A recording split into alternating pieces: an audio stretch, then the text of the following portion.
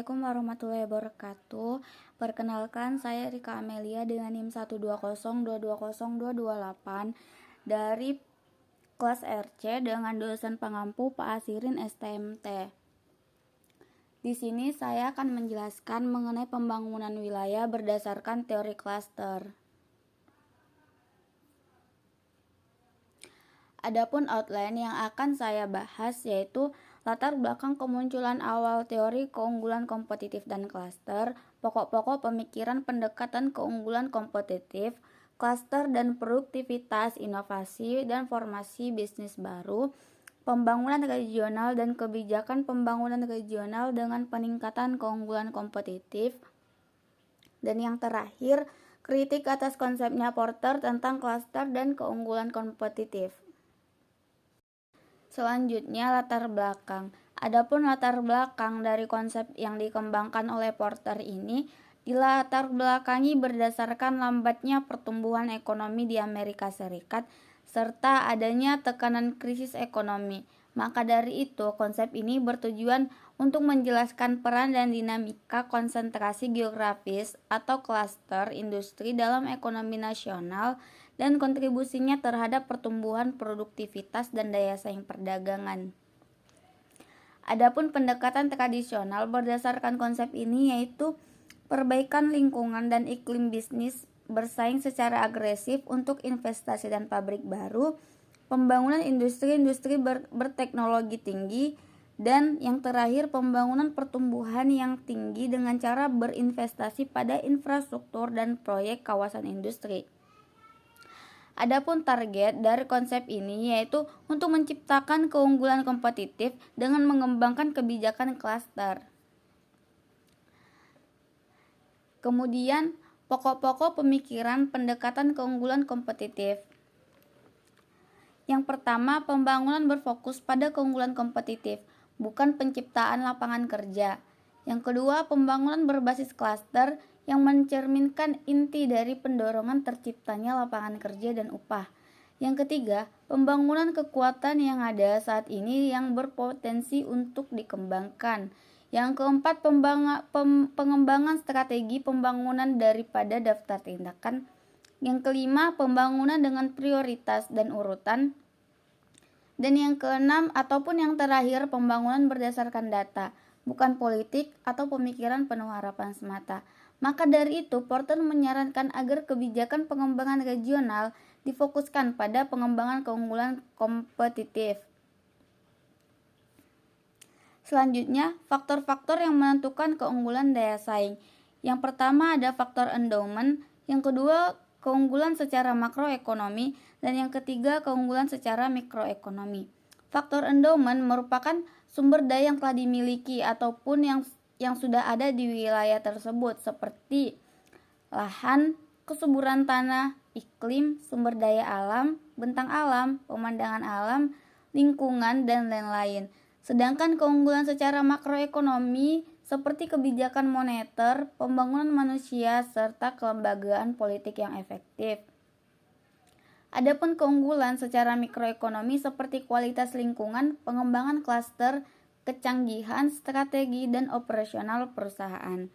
Klaster merupakan kelompok perusahaan yang saling berhubungan secara geografis, secara langsung, dan kelembagaan yang saling berkaitan dalam bidang tertentu. Selanjutnya, komposisi ekonomi wilayah berdasarkan klaster dapat dibedakan menjadi dua, yaitu klaster global dan klaster lokal. Adapun klaster global melayani pasar nasional dan global yang mudah terpapar kompetisi dengan wilayah ataupun negara lain. Sedangkan klaster lokal merupakan wilayah yang melayani pasar lokal sedikit terpapar kompetisi dengan wilayah lain.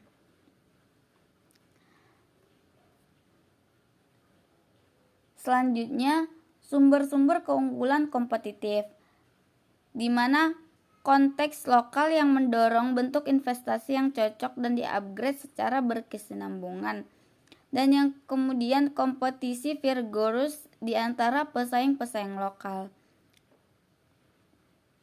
Adapun 4 di antaranya kondisi-kondisi faktor ataupun input, konteks strategi dan persaingan dan perusahaan, kondisi-kondisi permintaan, industri-industri terkait dan pendukung. Keempat hal tersebut saling berkaitan. Berdasarkan kondisi faktor seperti SDA, SDM, sumber daya modal, infrastruktur, infrastruktur administrasi, informasi, dan iptek, seperti faktor kualitas dan faktor spesialisasi. Adapun industri-industri terkait dan pendukung seperti kapabilitas supplier lokal yang ada saat ini, kompetitif industri-industri terkait yang ada. Kemudian kondisi-kondisi permintaan ada 3. Yang pertama, permintaan yang baik dari pelanggan lokal, kebutuhan pelanggan yang mengantisipasi dimanapun, permintaan lokal yang tidak biasa di dalam segmen-segmen yang terspesialisasi yang dilayani secara global. Klaster mempengaruhi persaingan dengan 3 cara, mencerminkan dan memperkuat bagian poster diamond, yaitu meningkatkan produktivitas dari perusahaan ataupun industri konstituen, meningkatkan kapasitas peserta klaster untuk inovasi dan pertumbuhan produktivitas, merangsang pembentukan bisnis baru yang mendukung inovasi dan memperluas klaster. Dari tiga pengaruh klaster tersebut, maka akan bergantung pada hubungan pribadi, komunikasi tatap muka, dan jaringan individu dan lembaga yang berinteraksi. Meskipun keberadaan klaster membuat hubungan lebih mungkin untuk berkembang menjadi efektif, namun mekanisme pengorganisasian formal dan informal serta budaya sering memainkan peran dalam fungsi dan pengembangan klaster. Selanjutnya, klaster dan produktivitas, inovasi, dan formasi bisnis baru. Yang pertama, klaster dan produktivitas. Yang pertama, akses ke input dan karyawan khusus, di mana lokasi dalam sebuah klaster memberikan akses yang unggul ataupun lebih mudah ke input seperti komponen, mesin, layanan bisnis, dan lain-lain. Klaster kemudian membentuk organisasi spasial di mana akan menjadi sarana yang secara inheren lebih efisien dan efektif dalam mengumpulkan input. Kemudian sumber di luar klaster mungkin diperlukan jika pemasok lokal yang tidak tersedia, namun bukan hasil yang ideal.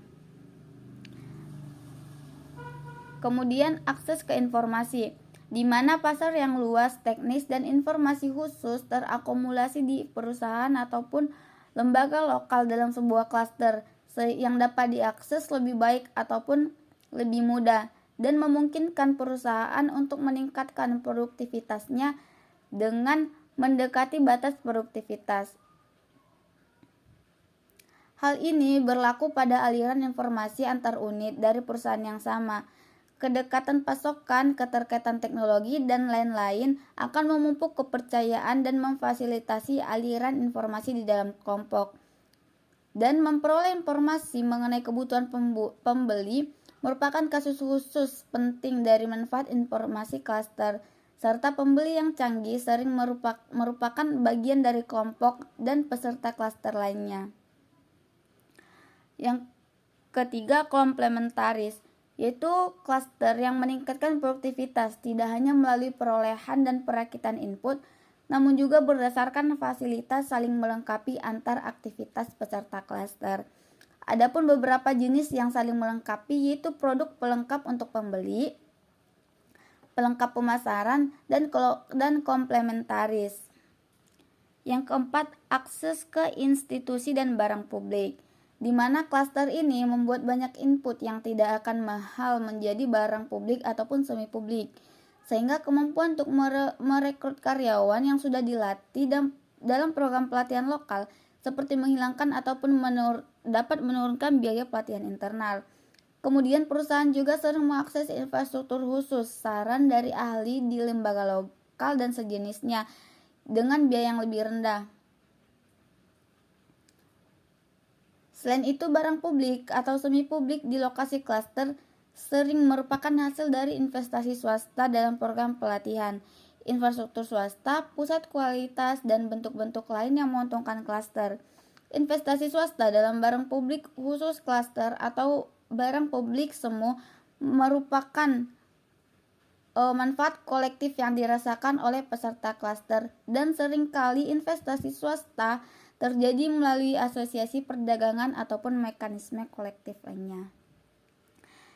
Kemudian yang kelima, insentif dan pengukuran kinerja, di mana pada klaster ini membantu dalam menyelesaikan ataupun mengurangi beberapa masalah agensi yang muncul di lokasi yang terisolasi di perusahaan yang lebih terintegrasi secara vertikal.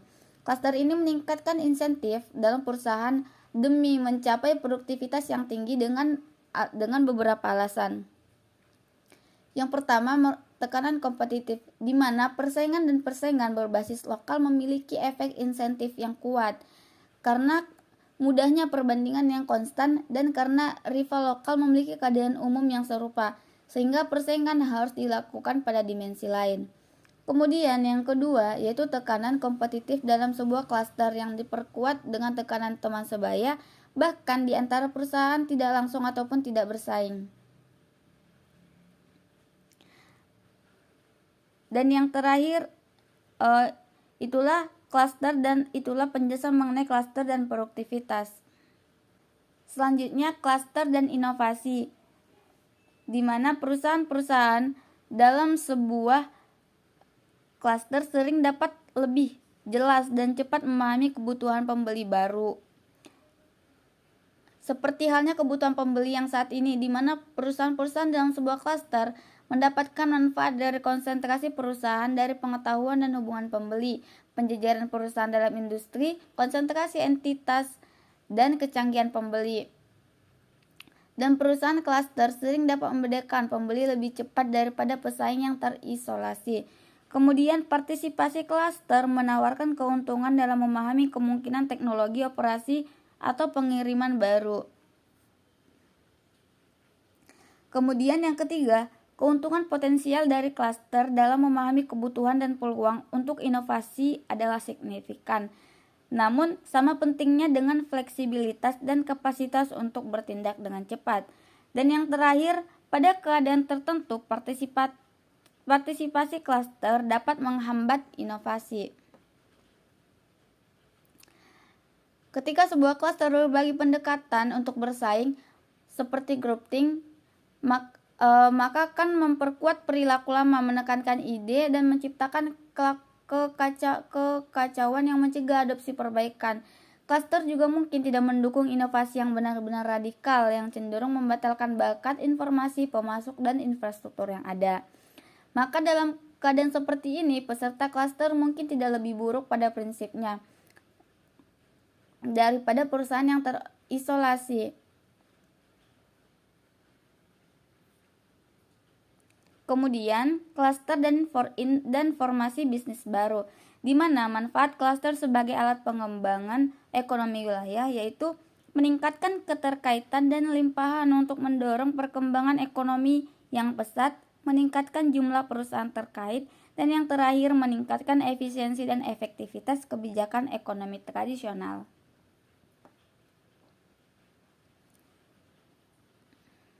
Selanjutnya, pembangunan regional dan kebijakan pembangunan regional dengan pendekatan keunggulan kompetitif. Pembangunan regional merupakan peningkatan keunggulan kompetitif perusahaan, klaster, dan ekonomi nasional dalam pasar internasional. Adapun strategi pembangunan regional menurut Porter yaitu pengembangan keunggulan nilai-nilai wilayah, pengembangan kekuatan unik yang dimiliki, pembangunan untuk mencapai dan memelihara keseimbangan dengan wilayah sekitar, penentuan prioritas dan urutan pengembangan merupakan hal yang fundamental untuk pengembangan wilayah. Kemudian kembangkan unggulan nilai wilayah, di mana posisi keunggulan kompetitif yang khusus ataupun lokasi, warisan, dan lain-lain akan ditanya ataupun harus diketahui mengenai apa keunikan dari keunggulan secara lokasi yang cocok untuk jenis aktivitas ataupun klaster seperti apa, serta peran wilayah dalam lingkungan wilayah sekitar. Kemudian pengembangan kekuatan yang unik, yaitu elemen iklim dan lingkungan bisnis yang unik dan unggul dibanding wilayah lain. Kemudian klaster yang berpotensi muncul dan dapat dikembangkan. Selanjutnya, capaian dan peliharaan keseimbangan dengan wilayah sekitar. Apa kelemahan yang harus diatasi dalam wilayah tersebut?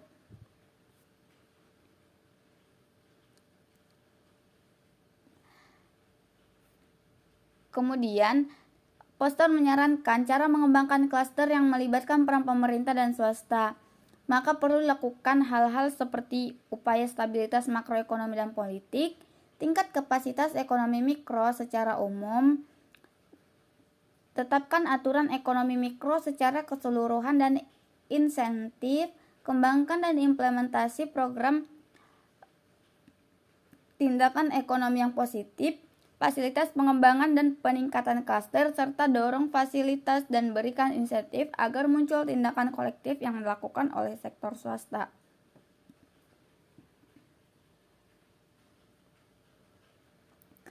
Selain dari pihak pemerintah, pengembangan klaster juga tidak terlepas dari peran swasta. Adapun pihak swasta perlu melakukan sebagai berikut, yaitu perbaikan kondisi faktor input termasuk penyediaan personel dan yang terlatih dengan cepat, menjalin hubungan kerjasama dengan badan pemerintahan dan lembaga lokal, dan yang terakhir mengembangkan jaringan informal dan asosiasi perdagangan formal, konsorsium, dan badan kolektif lainnya.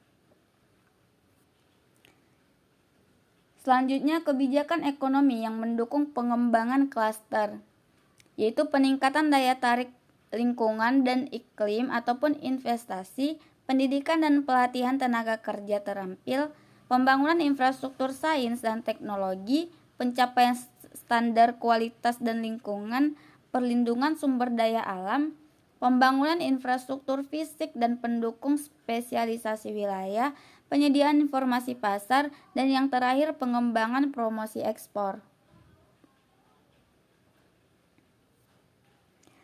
Adapun kebijakan industri, yaitu kebijakan yang bertumpu pada pandangan persaingan internasional, di mana industri ini menawarkan prospek ataupun penciptaan kekayaan yang lebih besar daripada yang lainnya.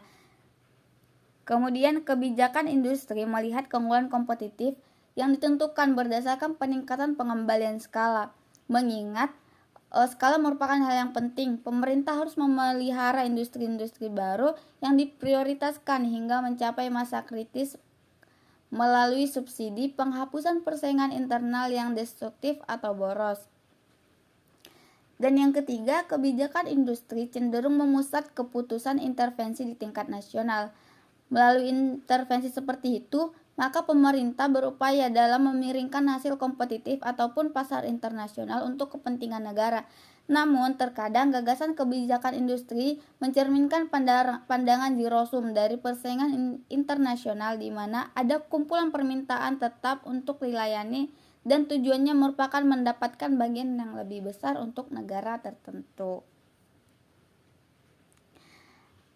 Dan yang ketiga, kebijakan klaster, di mana konsep klaster bertumpu pada pandangan yang lebih luas dan dinamis dari persaingan antar perusahaan dan lokasi, dan berdasarkan pada pertumbuhan produktivitas.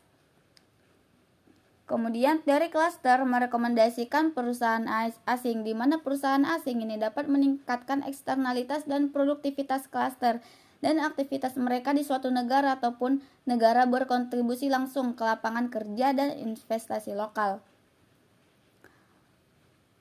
Kemudian teori klaster menekankan perlunya pembukaan pasar lokal yang tepat waktu.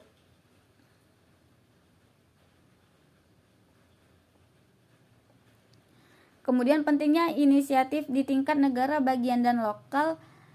Kemudian teori klaster berfokus pada menghilangkan hambatan, melonggarkan kendala, dan menghilangkan inefisiensi terhadap produktivitas dan pertumbuhan produktivitas.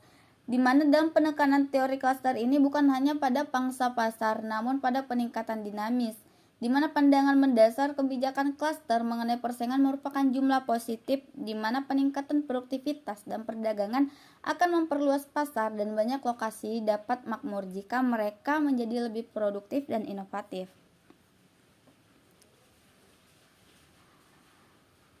Kemudian kritik atas konsepnya Porter mengenai klaster dan keunggulan kompetitif berikut ini merupakan beberapa kritik dari tokoh-tokoh.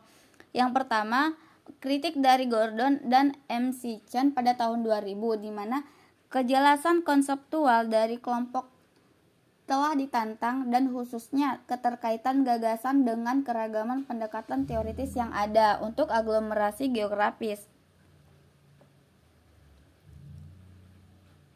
Kemudian kritik dari Bridgestone pada tahun 2005, yaitu peningkatan produktivitas dapat mengakibatkan hilangnya pekerjaan dan dampak yang merugikan pada ekonomi lokal dan regional. Dan yang ketiga, kritik dari Pique dan kawan-kawan pada tahun 2016, di mana evaluasi kritis terhadap bukti dampak aktual dari kebijakan klaster pada pembangunan lokal dan regional masih terbatas. Demikian presentasi dari saya. Apabila ada kesalahan saya minta maaf. Wabillahi taufiq wal hidayah. Assalamualaikum warahmatullahi wabarakatuh.